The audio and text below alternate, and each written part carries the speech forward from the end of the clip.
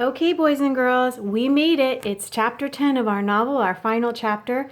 You guys did a fantastic job with this novel. It was a real challenge with lots of large vocabulary words, and you did a really great job. I'm very proud of you. So let's find out what's going to happen in the end here. Starting on page 155, chapter 10. I kept the children up late getting the details. Jamie and I played war while Claudia talked into the tape recorder. Jamie ended up with 2 aces and 12 cards more than I. The game cost me 34 cents. I still don't know how he does it. It was my deck of cards, but I was somewhat preoccupied listening to Claudia and interrupting her with questions. And then there was that telephone call from the children's parents. I knew you'd tell them, Saxenberg. I knew it.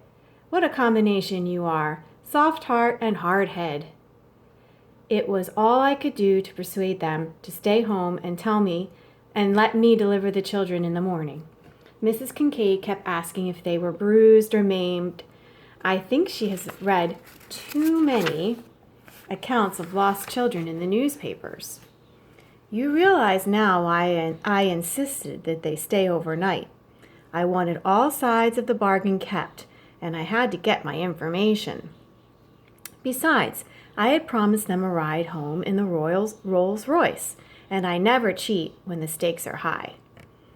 When it came to be Jamie's turn to talk into the tape recorder, I thought I would never get him to quit fussing with the switches. He enjoyed saying something and then erasing it. Finally, I scolded him. You're not Sir Lawrence Oliver playing Hamlet, you know. All I want are the facts and how you felt, not a theatrical production. You want me to be accurate, don't you? Yes, but I also want you to finish. Claudia asked for a tour of the house while Jamie told his story. She asked about everything. We rode the elevator up to the 3rd floor, and she went from one room to the next. I hadn't been through the entire house for a long time, so I enjoyed the tour too. We talked. We both enjoyed that also. Claudia told me about her routine at home. When we came back to the black marble bathroom, she told me how she had come to take a bath there earlier. I allowed her to pick the bathroom where she would sleep that night. Oh, not the bathroom, the bedroom. Sorry, excuse me. Very early the next morning, I had Sheldon drive them to Greenwich. I'm enclosing a copy of his report for your amusement, Saxenberg. You ought to be in a mood to laugh now. Okay, so this is the letter from the chauffeur to Mrs. Frankweiler. Okay? Mrs. Basil E. Frankweiler. The boy, madam, spent the first 5 minutes of the trip pushing every button in the back seat. I transported them in the Rolls Royce as you requested. He pushed some buttons at least 12 times. Others I stopped counting at 5. He seemed to regard the button panel, madam, as sort of a typewriter or piano or IBM computer. Without realizing it, he pushed the button to the intercom on and neglected to push it off. In this way, I overheard all their conversations. They thought they were privately sealed behind the glass screen that divides the front seat from the back. The girl was quiet while the other tested things. Everything, I might add. Finally, the girl remarked to the other, "Why do you suppose she sold Angel in the first place? Why didn't she just donate it to the museum?"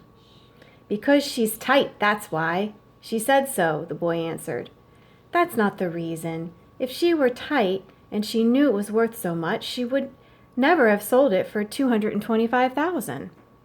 Thank goodness the girl interested him in conversation. He stopped pushing buttons. Besides neglecting to turn off the intercom, he also neglected to turn off the windshield wipers on the rear window. I might add, madam, that it was not raining. Well, she sold it at auction, silly. At an auction, you have to sell it to the highest bidder. No one bid higher than $225,000. It's that simple." The girl replied, "She didn't sell it for the money. She would have shown her evidence if she really wanted a big price. She sold it for the fun of it, for excitement. Maybe she didn't have room for it anymore in that museum of a house. There's rooms upstairs that... Oh, Jamie, the statue is only 2 feet tall. She could have tucked it into any corner. Why do you think she sold it? The girl thought a minute. I was hoping she would answer soon, madam, before the boy got interested in the buttons again. Because after a time having a secret and nobody knowing you have a secret is no fun. And although you don't want others to know what the secret is, you want them to at least know you have one. I observed from the rear view mirror, madam, that the little boy grew quiet. He looked at the girl and said, You know, Claude, I'm going to save my money and my winnings, and I'm going to visit Mrs. Frankweiler again. A long pause then.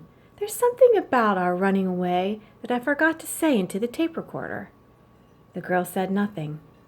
Want to come, Claude? We won't tell anyone. How much did you win last night? The girl asked. Only 34 cents. She's a lot sharper than Bruce. Maybe my 25 cents from the cornflakes came already. That would make 59. The girl was silent for a few minutes before she asked, Do you think she meant that stuff about motherhood? The boy shrugged his shoulders. Let's visit her every time we save enough money. We won't tell anyone. We won't stay overnight. We'll just tell Mom and Dad that we're going bowling or something, and we'll take a train up instead. We'll adopt her, the girl suggested. We'll become her kids, sort of. And we're going to stop there on page 159 with the picture of the 2 kids in the back seat of the Rolls Royce. So just to review that little part, that was what the chauffeur was recounting to Mrs. Frankweiler, what happened in the back seat. All right, I'll see you next time. We're almost done.